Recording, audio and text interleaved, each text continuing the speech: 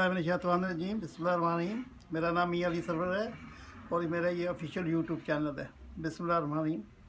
अल्लाहुम्मा सल्लि व सल्लिम व बारिक अला मुहम्मदिन व आलिहि व सहाबिही अल्फ़ा अल्फ़ी मरहबा। बिस्मिल्लाहिर्रहमानिर्रहीम। एक शेर आपकी नज़र करता हूँ। पस्ती से बुलंदी तक प्रवास करता हूँ, पस्ती से बुलंदी तक प्रवास करता हूँ, खुदा का नाम लेकर अपने लफ्ज़ों का आगाज़ करता हूँ। बिस्मिल्लाहिर्रहमानिर्रहीम। मेरे प्यारे बहन भाइयों और बच्चों, अस्सलाम वालेकुम रहमतुल्लाहि व बरकातुहू। आज मैं आपके लिए एक नई वीडियो अल्लाह के फजल से लाया हूँ बनाकर, और ये आप महसूस भी होंगे और ये सबक आमोज़ भी है। लिहाजा आप चलते हैं वीडियो की तरफ।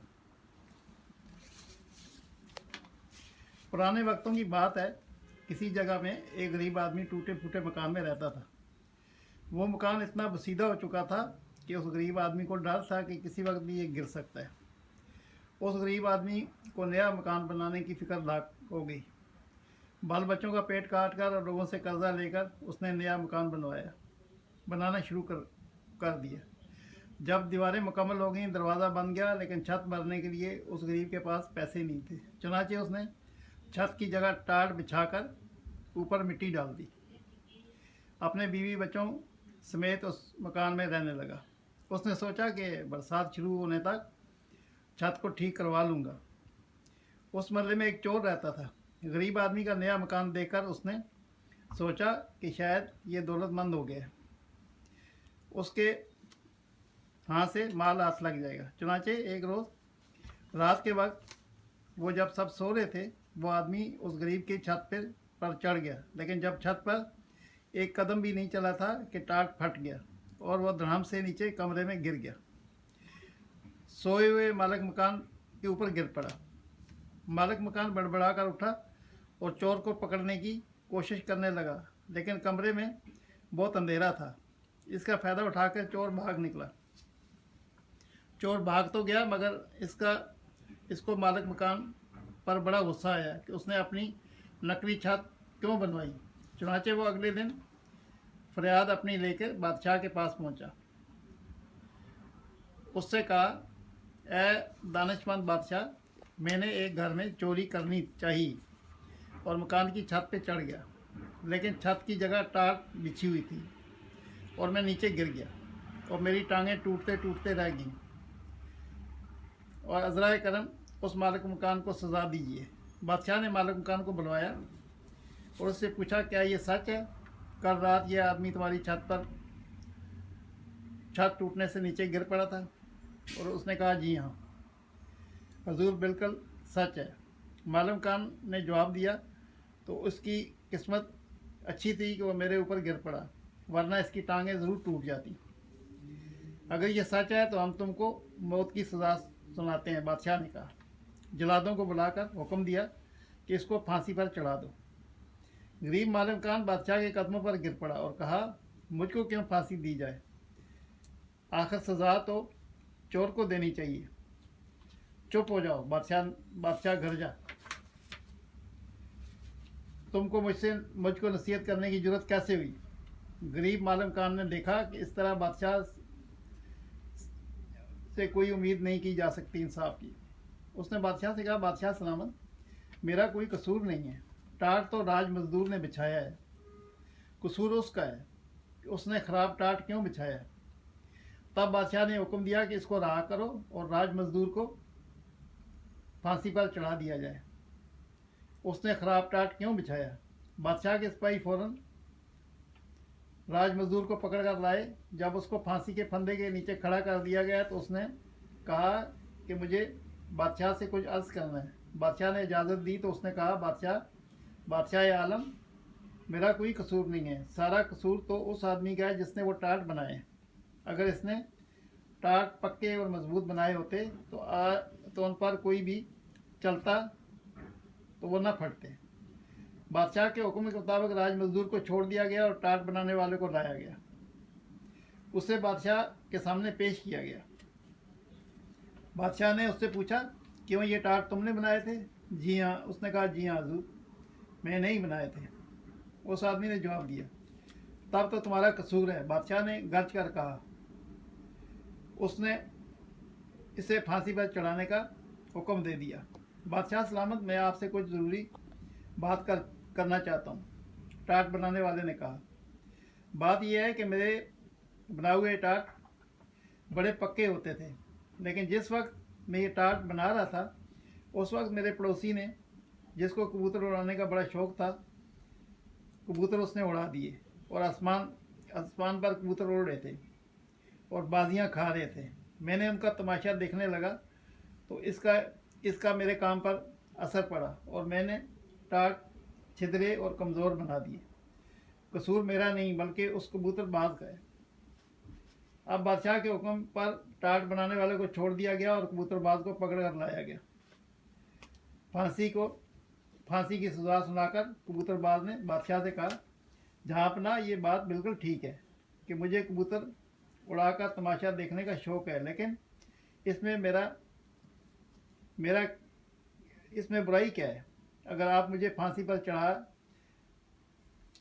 चढ़ा देंगे तो इससे किसी का भला नहीं होगा और किसी बेगुनाह की जान से कहीं बेहतर है कि आप उस चोर को कत्ल करवा दें, तब लोग चैन और आराम से ज़िंदगी गुजारने लगेंगे। हाँ ठीक है, सारा कसूर तो चोर का है। बादशाह ने हुक्म दिया, चोर को पकड़कर लाया जाए और उसको फांसी पर चढ़ा दिया जाए। जल्लाद फौरन चोर को पकड़कर लाए, उसको फांसी के फंदे के नीचे खड़ा कर दिया गया, लेकिन मालूम हुआ कि इसका कद ज़रूरत से ज़्यादा ऊंचा है। उसके पाँव किसी तरह ज़मीन से नहीं उठ रहे। बादशाह को इतला दी गई। उसने झंझला के कहा, अहमक कहीं के, ये छोटी सी बात मुझसे पूछते हो? चोर का कद अगर ज़रा लंबा है तो ऐसे आदमी को पकड़ कर क्यों नहीं लाते जिसका कद ज़रा छोटा हो? इतनी मोटी सी बात तुम्हारी समझ में नहीं आ रही। जल्लाद दौड़ते हुए गए चौराहे पर। एक छोटे कद का आदमी एक आटे का बोरा पीठ पर उठाए हुए जा रहा था। जल्लादों ने फौरन उसको पकड़ लिया और लाकर फांसी के फंदे के नीचे खड़ा कर दिया। वो छोटे कद का आदमी चीख रहा था, जल्लादों से पूछ रहा था, मेरा कसूर क्या है? मुझे क्यों फांसी चढ़ा रहे हो? इतने बादशाह खुद तमाशा देखने आ गया।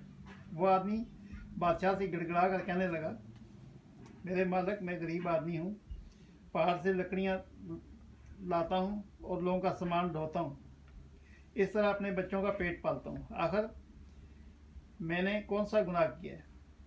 किस बात के लिए मुझे फांसी देना चाहते हैं? अहमद, मुझे क्या पता कि तुम्हारा कसूर है या नहीं। मैं किस आदमी को फांसी पर चढ़ाता हूँ? मैं चोर को फांसी पर चढ़ाना चाहता था, लेकिन मालूम हुआ इसका कद ज़रा ऊंचा है, इसके पाँव ज़मीन से नहीं उठ पाते। लेकिन तुम्हारा कद बिल्कुल मुनासिब है। छोटे कद के आदमी ने गिड़गिड़ा कर कहा, बादशाह आलम, कसूर लंबे कद वाले चोर ने और फांसी चढ़ाते हैं छोटे कद वाले को। ये भी कोई इंसाफ की बात है?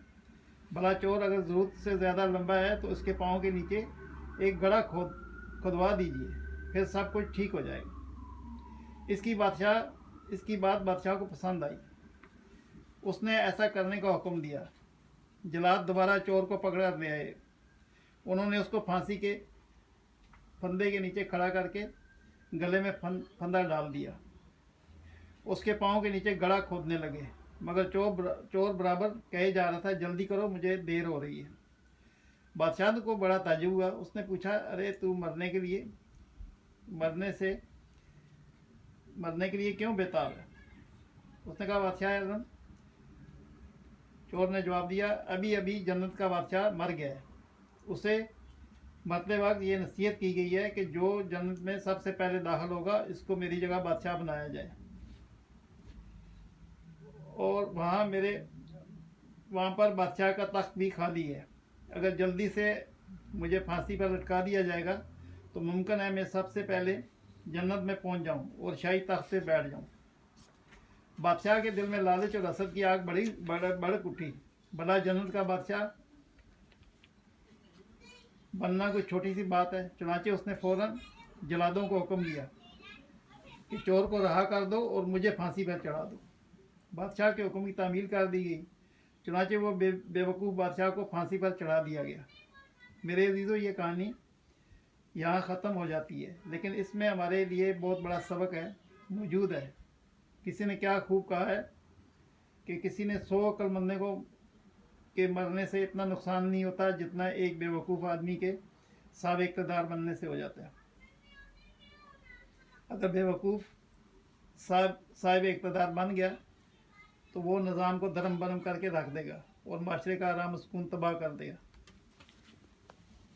मेरे प्यारे बहन भाइयों और अजीज़ों, ये आपको पता है मैं रोज़ाना आपके लिए एक वीडियो लाता हूँ अल्लाह के फजल से, और बड़ी सबक का मौजूद होती है। हमारे बड़े अफसोस से मुझे कहना पड़ता है कि हमारे इस्लामी ममालिक में बहुत से ऐसे गुनाह हैं जिनको अल्लाह से बे नहीं आती, लेकिन वो झूठ मूठ उन्होंने इक़्तिदार हासिल कर लिए, मुल्क का निज़ाम धर्म बरम कर दिए और लोग जो है रोटी के लिए तरस रहे हैं बेचारे। कितने बड़े जुल्म की बात है कि हम कोई इंसाफ नहीं है। यानी ये बेवकूफ़ बादशाह की जो मैंने आपसे ज़िक्र किया है कि कहाँ से चला और ख़ुद ही उसने अपनी जान दे दी बेवकूफ़ी की वजह से। तो ऐसे हुक्मरान आजकल बैठे हुए हैं तख्तों पे और उन्होंने गरीबों का जीना हराम कर दिया। दुआ कीजिए अल्लाह ताला हमारे यहाँ पे रहम फरमाए। सल्लल्लाहु ताला अला खैर मोहम्मद व आलिहि अस्हाबी अजमईन बिरहमतिका या अरहमर राहिमीन। दुआ कीजिएगा मेरे लिए भी, और अल्लाह से दुआ है कि मुझे तौफीक दे कि मैं आपके सामने ऐसी वीडियोस पेश करता रहूं जो सबक का मौजू। तो इजाज़त दीजिए, अल्लाह हाफ़िज़।